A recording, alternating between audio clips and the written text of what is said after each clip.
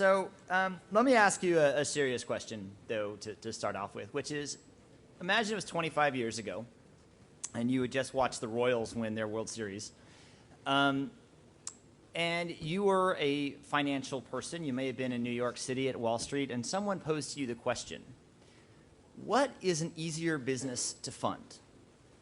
An illiterate woman who wants to buy a sewing machine but has absolutely no previous business experience, or a pre-existing clothing manufacturer that has 10 employees, dozens of customers, and 5 years of experience? I suspect that most of you would agree with me and say, yeah, it's probably the latter. Let's go for the company that actually has been around for a bit.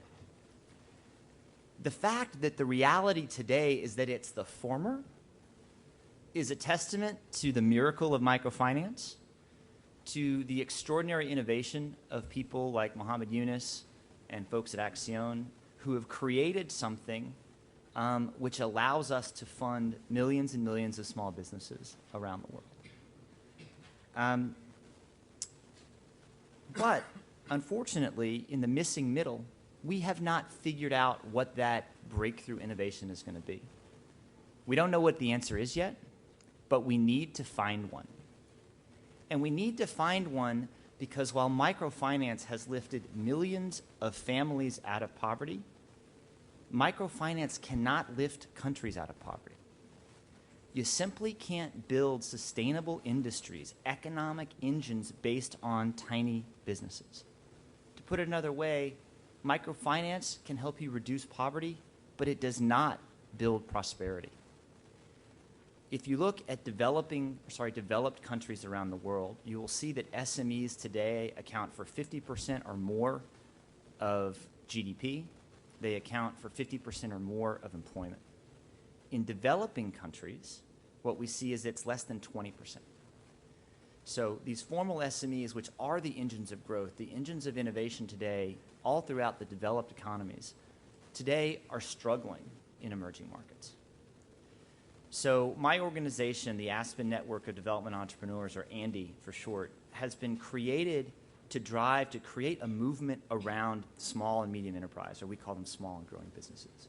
We want to, with our now 100 members that operate all over the globe, to try to create the same kind of movement, the same kind of impact that microfinance has had, though we actually think it can be more than that. So ANDE right now, as I said, it's 100+ members.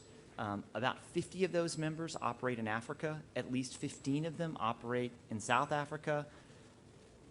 Our vision is to try to bring together the people that fund entrepreneurs, so we have investors, that provide assistance and mentorship to entrepreneurs, so we have TA and business development organizations, that train entrepreneurs, so we have universities.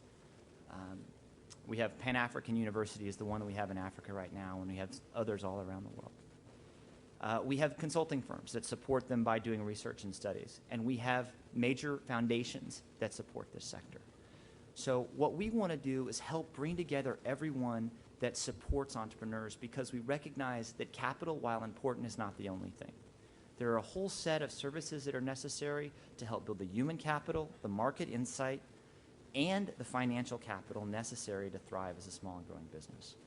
And so on this panel today, we have accumulated, and I would tip my hat to Sky, a great group of folks that have a variety of different models of identifying, supporting, and funding entrepreneurs.